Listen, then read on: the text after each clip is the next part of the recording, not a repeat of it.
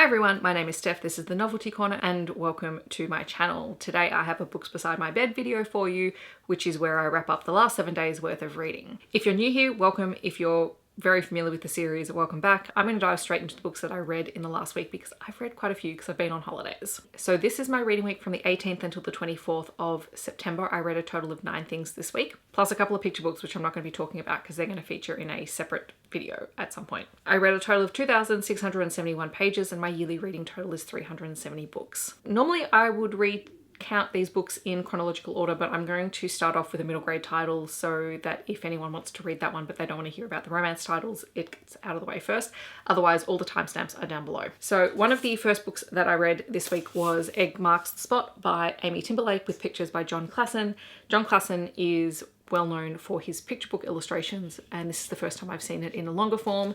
This is the story of Skunk and Badger who live together, and Badger is a geologist and he's collecting A to Z of rocks, only his agate rock has been stolen by his cousin who is a weasel and apparently collects weird random things to sell on to other collectors. And so Badger and Skunk decide to go off and try and find an agate rock for Badger's collection so that it is complete. And as they go off camping, which is not without its dramas, they end up stumbling across a fossilized dragon egg that Weasel then tries to take and sell to the highest bidder. So this is a very quirky, fun, whimsical story featuring animals that talk, and it was very reminiscent for me just in terms of the visual style of something like The Wind in the Willows. I enjoyed reading it. I know so many kids really enjoy this kind of storytelling with animals going out on adventures, so it was really just delightful. And another one that's just a little bit different to some of the other novels that I read later in the week is The Lost Spells by Robert Macfarlane and Jackie Morris. This is a poetry anthology and it's all nature poetry, and it is the most gorgeous little book. It even has its own little bookmark down here.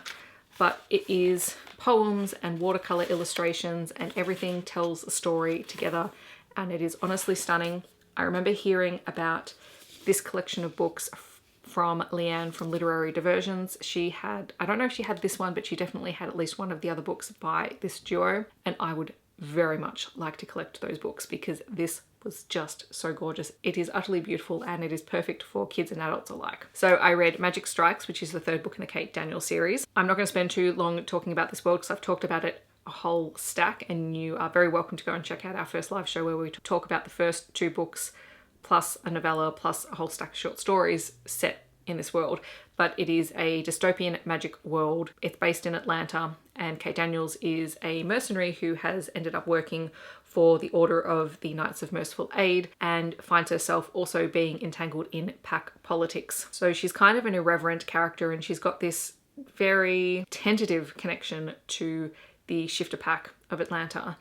But she's very close with a couple of characters, including Derek, who is a young wolf shifter. At the start of the book, he gets into trouble and she has to bail him out. Then she quickly finds herself being inducted into the Midnight Games, which is an illegal fight ring for magical humans and magical beings. And this is after an attempt is made on Derek's life. And so she's very, very invested in this. And then there's a whole lot of other world politics that goes on around it. But this is really where the series does kick off in a big way, and you start to see how all of Kate's alliances and friendships really begin to come to the fore. So I love this book, and I was not sorry that I read it so early before the next live show. Then I read Worship by Ella James, which is On My Knees book 1. This is the first book in a duet. It is an romance between Vance and Luke, and we open with Vance finding out that he's been stranded on this island while he was on a cruise, and he'd gone off on this island with a group of people from the cruise ship. They were going snorkeling, and then he slept through their departure and was left behind. And after he's been there a day on his own, he spots a yacht that's not too far from shore, and so he swims out to the yacht and totally startles Luke, who's on board. After a very tentative, wary initial meeting scene, they end up having this one night together. And then they go their separate ways, and Vance never learns Luke's name. However, a couple of weeks later, he hears Luke's voice, and it turns out that Luke is a very famous pastor for an online ministry. Suddenly a whole lot of things connect into place, like the fact that Luke didn't want to give his name, and despite the fact that they had awesome chemistry, really made no overtures of continuing what they started after their one night. But eventually they do reconnect, And it is really about Luke having to deal with his sexuality and his faith and the fact that he is the head of this church. And those ideals don't always correlate. I really, really wanted to love this book, and I didn't. And I think this is part of my Sierra Simone issue, because to me, that is a really, really solid series that looks at these issues of faith, whereas I don't think I quite got that in Worship. But that said, it was well written and enjoyable, and I may go back and finish the duet. I haven't decided yet, but I just wanted a little bit more from it. Then I read Magic Mourns, which is book 3.5 in the Kate Daniels series by Ilona Andrews. This is a novella that follows Andrea and Raphael. Andrea is Kate's best friend. Raphael is the son of the head of the Bowder clan, which I'm learning how to pronounce all of these things properly because I'm listening to the audiobooks, guys. So in this story, Aunt Bee, who is the head of the Bowder clan, her partner of many years has died, but his body has gone missing. Andrea doesn't realise this at first, but when she comes across Raphael at a scene that she is called out to investigate, she gets this story, and so the two of them decide that for Aunt Bee's sake they're going to try and recover his body and also stop all of the magical hijinks that are ensuing as a result of it. They cross paths with the Cerberus, they cross paths with Master of the Dead, and they also cross paths with a Greek god of death. And it's honestly delightful. I really love Andrea as a character, and I love Raphael, and this is just hilarious watching them have to go from Andrea really resisting Raphael's flirting to finally accepting it. Then I read one of my most anticipated books of the year, Under the Whispering Door by TJ Klune. This is his most recent release, and I think it's only just come out, and I do have a physical copy on the way. It is an very slow burn, very quiet, found family driven story between Wallace and Hugo. Wallace, at the beginning of the book, is a lawyer. He's working in a firm and he is not a particularly nice man. He treats everyone like rubbish, and then 2 days later, after this opening scene, he dies from a heart attack. We then see him and he's at his funeral, and there he meets his Reaper, May, and she's there to take him to sort of a way station for souls before they pass on.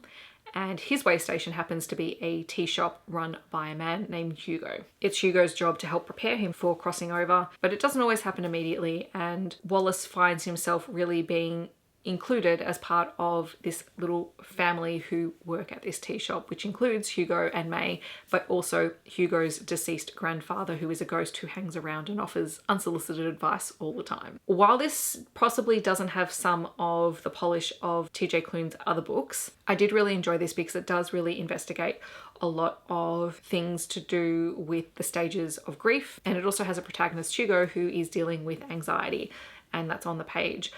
There are content warnings in this book, obviously, for death, but also death by suicide, death of a child. So a lot of those heavy topics, but it is discussed in that beautiful way that TJ Klune does. And what really shines through again is this idea of found family, which he's really great at writing. And then I read Rosaline Palmer Takes the Cake by Alexis Hall, who is rapidly becoming one of my favorite authors. Alexis Hall is just so consistent in their writing. So this is the story of single mum Rosaline, who enters a baking show a la the Great British Bake Off. She comes from a well-off family. Her parents are both doctors, but she got pregnant very young, and so she chose to raise her child. And so she works in a stationery shop and gets by. She doesn't have the same level of comfort that her parents think that she should, and they think she should be striving to go back to university and becoming a doctor because that's exactly what she needs, whereas she wants to just provide the best possible life for herself and for her daughter. And part of her entering this baking competition is so that she can do just that, because there is a cash prize at the end of it, and she's thinking, you know, even if she doesn't win, she might get something like a cookbook deal or something like that out of it so that she'll earn some extra income. On the way to the first day of the shoot, she ends up being delayed because of the train, and she's delayed alongside one of her fellow competitors, Elaine, and they end up spending a night together at a farm because there's nowhere else for them to stay, and they get to know each other, which then progresses into a relationship as they go on. But when she is on set, she does make some new friends, and she also meets Harry, who is an electrician who loves to bake and is just big and gruff and a cinnamon roll of a character. So this book does feature a love triangle somewhat. It also has a bisexual heroine, and it is very, very sex positive, but there are other characters in the series who do make biphobic comments, so be aware of that going into it.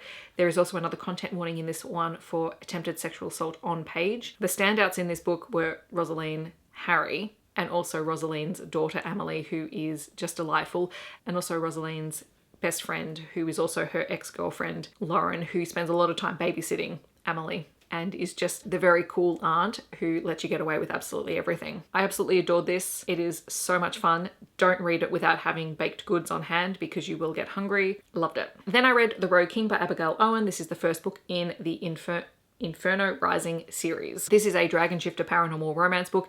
It is 400 pages long. I didn't realize that when I picked it up, but it was actually a very easy read. So we start the story with Brand, who is a rogue demon shifter who is out hunting a woman for the Dragon King of the Blue Clan because he has no affiliation to anyone else, but the King of the Blue Clan has offered to help him get revenge on the dragon who killed his parents. And he stumbles across Kazia, I think her name is Kazia, and discovers that she is a phoenix. And traditionally, phoenixes are the mates of the High King of the Dragon Courts. Now, Kazia is in hiding because her mother was killed by the current Dragon High King because she refused his advances, and she sent her daughters off into hiding. Kazia has inherited the phoenix powers, and it's Bran's job to take her back to the Blue Clan. However, along the way, they obviously fall in love, and we find out all of the secrets and bits and pieces that are going on in the background. And honestly, it was really fun. I am kind of hit or miss on dragon shifter books, but this one I really, really enjoyed, and I am glad that I have the second book that I can pick up in October. And then finally, I read Dark Rise by C.S. Pacat. This is a young adult new release fantasy story. C.S. Pacat is a queer Australian author. This book is a queer fantasy, and we follow Will, who is a young boy who works on the docks,